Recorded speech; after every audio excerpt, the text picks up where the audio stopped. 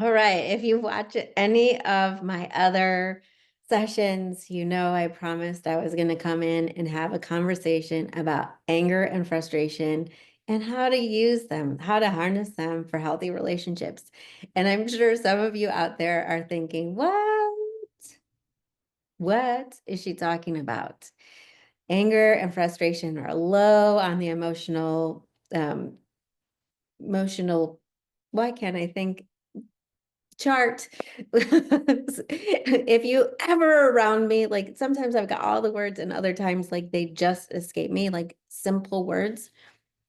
But there you go. You can put the word below, please, and I will, it'll help everybody else. So today we're going to really look at how anger, frustration are the other side of passion and exhilaration. Okay. And how to do this in relationship. So if you haven't seen any of my other sessions, I'm Tara McCullum. I am with the Academy of Being. It is an academy that I have created online to serve people across the world. And in it, I really work on things like self-love, self-authority, self-trust, and how to translate those into relationships, whether it's the relationships that you have at work with your employees, with your clients, with your boss, with your spouse at home, with your best friend, with your kids. I love everything to do with relationship because self-love, self-trust, self-authority does not always translate into attracting or creating and cultivating healthy relationships. So I get in there and I help you to do that in a way that feels good for both people because I'm seriously tired of really a lot of women feeling like they're the doormat. They got to carry everybody on their shoulders and give, give, give, give, give. And I'm tired of teens coming to me feeling like they don't have a voice. And, even like I work with several men and the wives I work with, they're like, please, please, please continue to work with her because the men feel seen and heard. I find it interesting because a lot of the things that people feel are because other people in their lives are doing what they think that they're supposed to. They don't actually want their mom, wife, employee, boss to feel that way. Here's a quick example. A lot of the teens that I talk to, they're like, my mom just keeps on doing it all. And I see her hurting and I want her to stop. And moms might think like, yeah, but like the things that I ask you to do, you're not doing. And so you leave it all for me. But there's a different conversation that we need to have and a different way of being that allows in the change. So that probably all just sounded like a bunch of gobbledygook. But I can promise you when we get in and we work together, like things shift. But for today, we're going to look at things shifting right here with anger and frustration. So in the Academy of Being, we have this beautiful course called The Art of Being, and it is a lot about your emotions and how they inform action. Anger, frustration, exhilaration, and passion. They are this continuum of fiery, fuely energy that many of us are taught to only have on one side.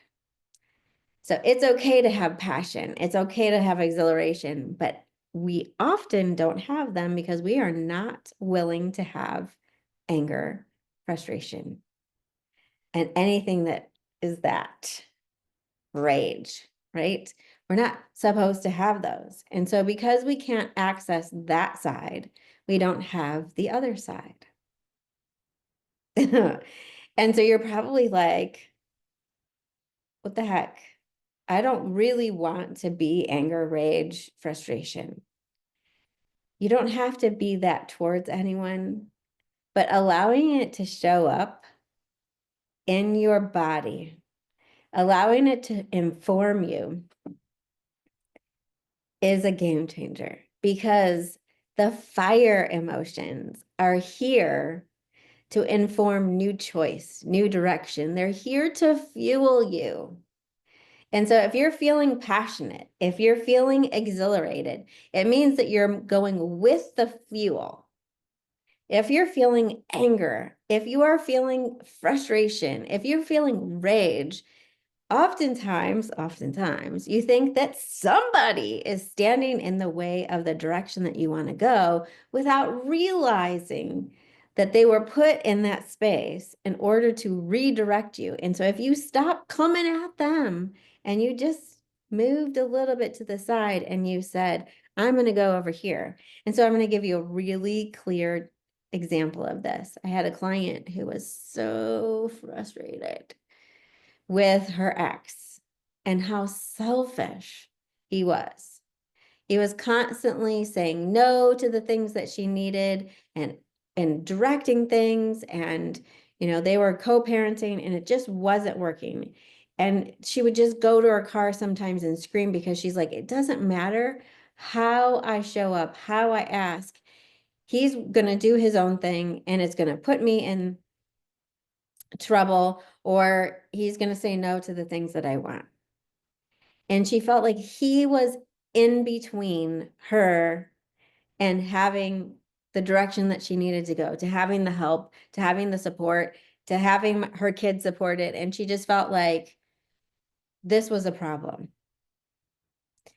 Instead of saying she could do things differently and remove him even as a roadblock, she could make totally different decisions. And the wild thing here is she could actually look at how she could be selfish in ways that she wasn't allowing herself to, and her life could rise and grow. Because all of us need to be selfish. And she had been saying to herself for so long, I can't do this. Like, it can only be ways that make, like, work with him and make my kids happy. The wild and wonderful part of this is that the moment that she was willing to just say, this is for me too. Like, I want this to bless me. And this is coming out of, like, if I go in this direction over here, this direction towards taking a trip that's going to light up my world and give me more growth in my business. And I'm just going to claim it as something that is for me. And then I'm going to come at this from a space of, instead, this is going to happen and I need your help. I'm going to just come at it from a space of, hey, what do you think? Would you support me in this? And wildly, that conversation went off so much better because she stopped feeling frustrated, like he was going to be in her way. She stopped going into the car and screaming. She used those to inform the fact that, like, she needed to also be selfish. She needed to also check in and what would bring her more happiness. And then wildly, when she didn't go in and say, like, I really need this from you, she just said to her ex-husband, hey, would you be willing to take the kids and would you be willing to support this? What do you think? He was like, yeah, because she used the anger and frustration to inform her decisions. That one might have been like, I'm not quite wrapping my head around you. Another one from a teenager who was constantly trying to find the good in everything. And when I was talking to them, I just said, your anger and your frustration is informing you of your yeses and nos. And instead of trying to fix the situation or make it better or see it in a better light, what if you stopped going to that party? Or what if you stopped hanging out with those people? Or what if you stopped the thing, like, you're raging about not wanting to go and take this major, right?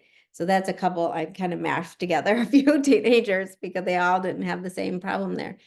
And once they were like, wow, it's informing me, I'm going in a direction that doesn't work for me.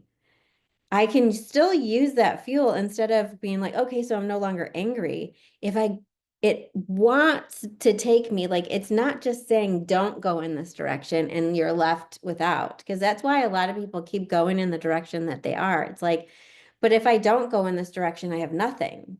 It's absolutely, the louder it gets, instead of it just being frustration, maybe you're moving to anger, it's getting louder, and then maybe you're moving to rage. It's because it's saying, I am trying so hard to redirect you over here. Over here is the thing that would really light you on fire. It would give you exhilaration, it would give you passion, and you would want to stay. But instead, you're using all of this over here and you're like mad at somebody and they're frustrating you and they're taking your eye off of the direction that you could be going, that is all for you and that will bless you, and it will bring you new people that want to be in your life because you're living from this space of passion and exhilaration. Okay. And then I want to say, for all the people out there who are saying like there's a top end of this emotional, oh my God, it's like it was right there. And then I was like, I'm gonna be able to say the right thing this time. And of course it left me. So this emotional scale, um, I want to live here. Like if I learn to do this once, like I'm going to have it. Or if I do it 10 times, if I listen to anger and frustration, like I'm always going to be in the life of exhilaration and passion. That's not the case, because like we don't go onto the road and go, okay, one time you have to put a stoplight up there. One time you need to put a sign that says like go over here. We want to constantly get guidance for everywhere we're going. We're going to go on new roads. We don't want to go, okay, well, I went on roads when I was like 18 and 16 and I saw all the signs and now you can take them away because I'm just going to know whether to stop and start, whether to take a right or a left. No, this is why in the car we now have GPS, right? It's like I want somebody to always be giving me guidance. And yet, for so many of us, we're like, I only want some guidance. And I only want the guidance that goes along with what I want it to be.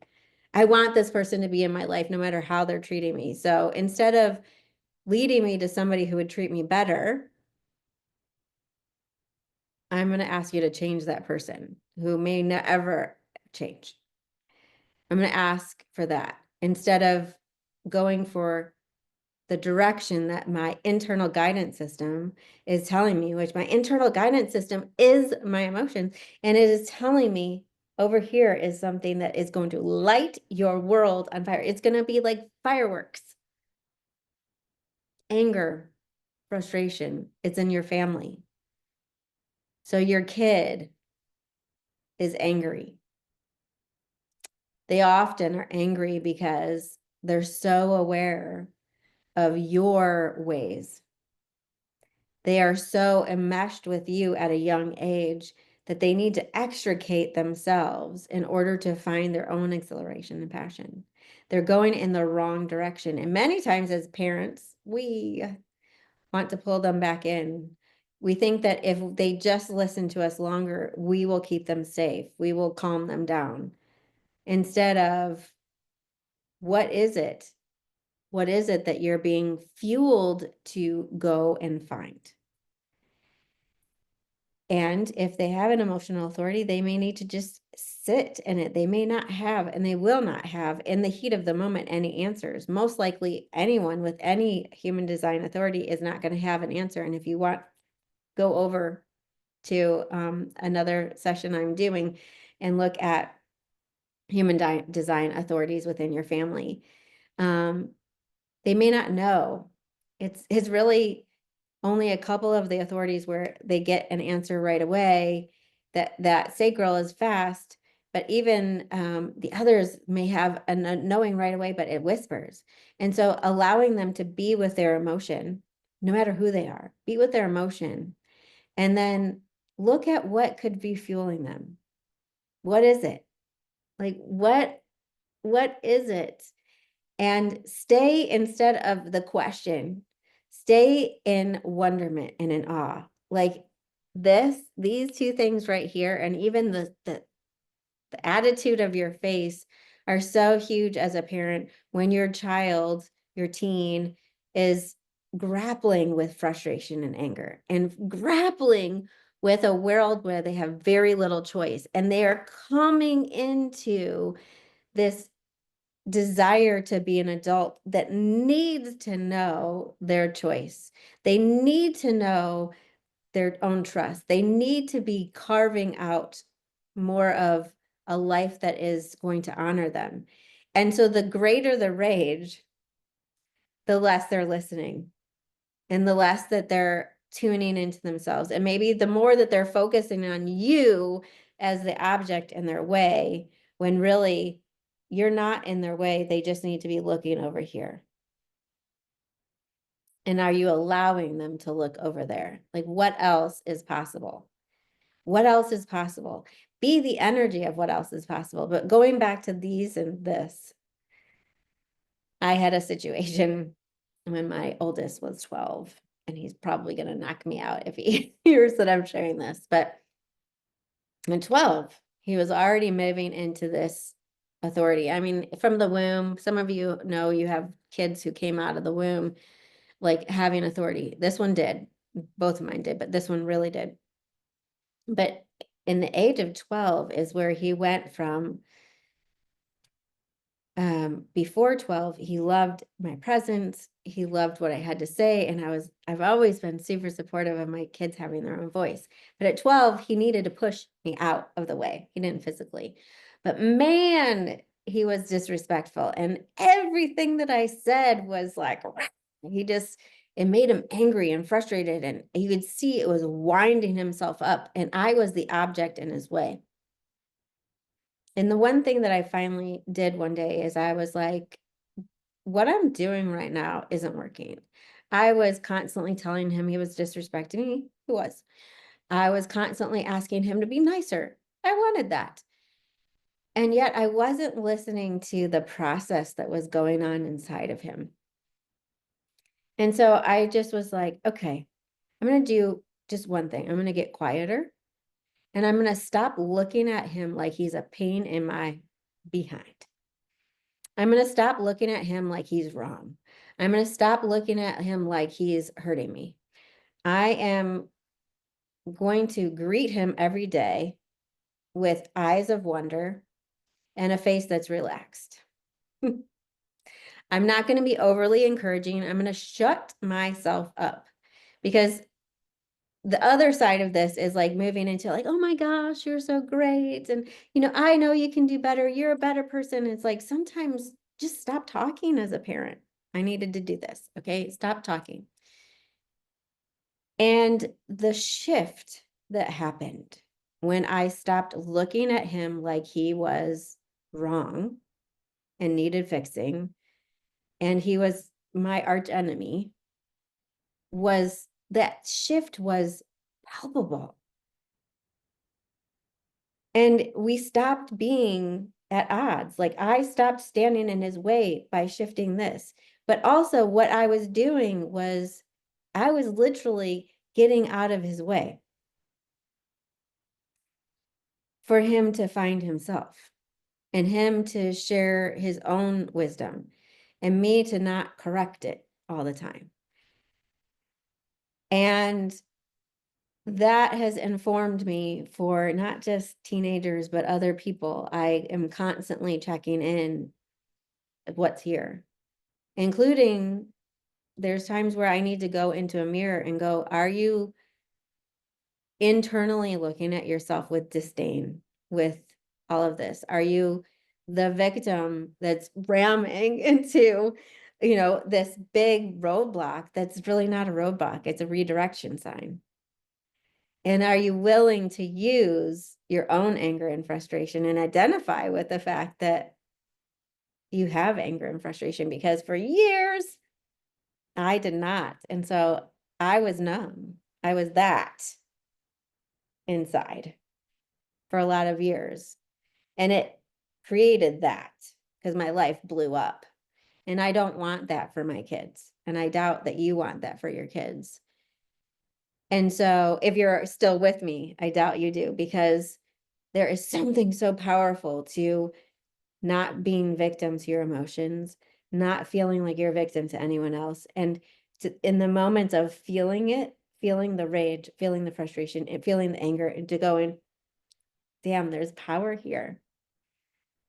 I'm just going to sit here for a minute and I'm going to ask anger and rage and frustration what direction they want to fuel me in, because I'm obviously hitting a wall and wasting energy and just feeling frustrated because this isn't creating. Anger and frustration and rage are creation energies. Please stop asking people to get out of anger and frustration and rage. No, they should not be taking them out on you. But the more that we all know the power in them, the more that we create.